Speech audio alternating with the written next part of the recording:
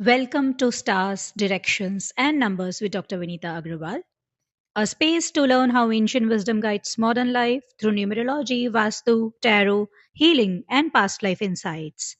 Align your energy, trust the journey, and evolve. Hello, hi. How are you all? I hope everyone is doing great and wonderfully well. Last video में हमने बात की थी, उसी को हम continue करेंगे। That was regarding selecting a piece of land और हमने बात की थी कि हम सराउंडिंग्स कैसे सिलेक्ट करें, किस तरह की सराउंडिंग्स होनी चाहिए, जहाँ पर हम अपनी प्रॉपर्टी कंस्ट्रक्ट करना चाहते हैं।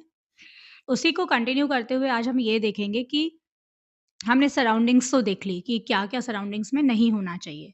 अब हम ये समझने की कोशिश करते हैं कि वो लैंड की क्वालिटी कैसी होनी चाहिए because it is very important कि वो लैंड किस तरह का है, जहाँ पर हम कंस्ट्रक्ट करने वाले हैं प्रॉपर्टी। तो एक चीज़ तो हमेशा ये देखना चाहिए कि वो लैंड जो है हमारा जो पीस ऑफ लैंड है, उसका सेंटर हम्प या डिप्रेस्ड नहीं होना चाहिए, यानी उठा हुआ या बहुत ही नीचे गिरा हुआ नहीं होना चाहिए। Specially the centre of the land, वो एक चीज़ हमें खास ध्यान रखनी चाहिए। दूसरी चीज़ हमें ये भी देखना चाहिए कि वहाँ की ज़मीन कैसी है, क्योंकि अल्टीमेटली हम उस पर कंस्ट्रक्शन करने वाले हैं, तो उसका फाउंडेशन उस ज़मीन की, उस सॉइल की क्वालिटी पर डिपेंड करेगा कि उसकी नींव कैसी लगती है, फाउंडेशन कितना मजबूत बनता है। इसके लिए हम 2 चीज़ें कर सकते हैं, स्पेशली टू सेलेक्ट कि वो कंस्ट्रक्शन के लिए वो प्लॉट कैसा है प्रॉपर्टी बनाने के लिए।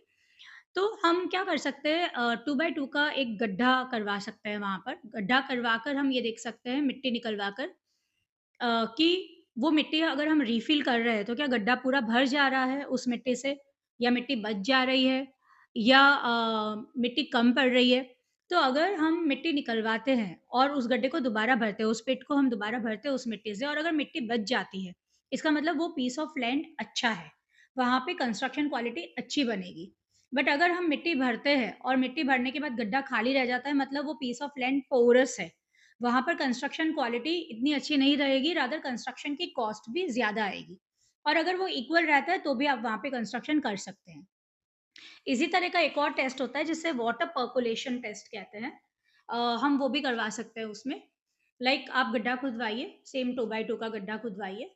उसके अंदर आप पानी डालिए, पूरा गड्ढा पानी से भर दीजिए और देखिए कि क्या वो पानी तुरंत अंदर चला जा रहा है ज़मीन के। अगर तो वो तुरंत अंदर चला जा रहा है मतलब ज़मीन पोरस है और वहाँ पर कंस्ट्रक्शन कॉस्ट भी ज़्यादा आएगी और नींव भी इतनी मज़बूत नहीं डलेगी।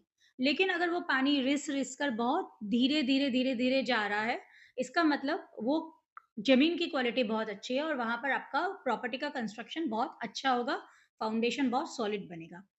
तो ये 2 टेस्ट हम कर सकते हैं, हालाँकि उसके अलावा बहुत सारी ऐसी बातें हैं जो हमारे शास्त्रों में है वास्तु के लिए बट आज के ज़माने में पॉसिबल नहीं है।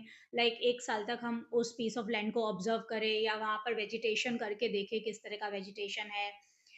ऐसा भी कहते हैं शास्त्रों में कि आप वहाँ पर गाय पाल सकते हो।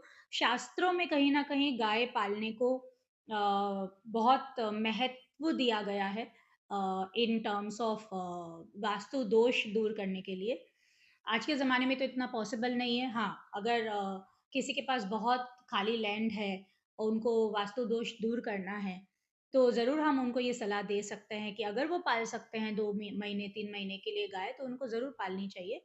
बट ये हमें कुछ बातों का ध्यान रखना चाहिए जब हम एक पीस ऑफ लैंड सेलेक्ट कर रहे हैं। तो पहला हमने देखा था सराउंडिंग्स ऑफ द लैंड, दूसरा हमने देखा quality of the land, quality of the soil.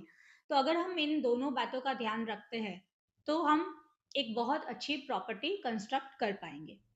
इसके अलावा एक और चीज़ जो हमें ध्यान रखनी चाहिए जब हम ज़मीन सिलेक्शन कर रहे हैं इज़ उस लैंड का प्रपोर्शन कैसा है? क्या वो एक स्क्वायर प्लॉट है? क्या वो एक रेक्टेंगल प्लॉट है? गौमुखी है, शेरमुखी है? किस तरह का ट्रायंगुलर है? किस तरह का प्लॉट है? क्योंकि वास्तु शास्त्रों के अनुसार सबसे अच्छा प्लॉट माना जाता है जो स्क्वायर प्लॉट होता है, जिसके चारों एंगल्स 90 डिग्री के होते हैं, वो सबसे अच्छा प्लॉट है। लेकिन अगेन मॉडर्न डे में इतना पॉसिबल नहीं है कि हमें एक परफेक्ट स्क्वायर प्लॉट मिले। तो हम सेकंड प्रेफ़रेंस देते हैं रेक्टेंगल प्लैट प्लॉट को।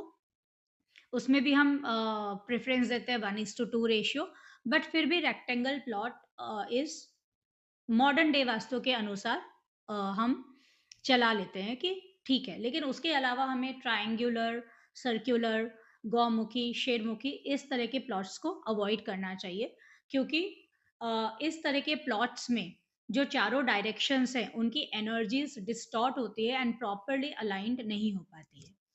So, this is something related to selection of a site or selecting a particular piece of land for construction.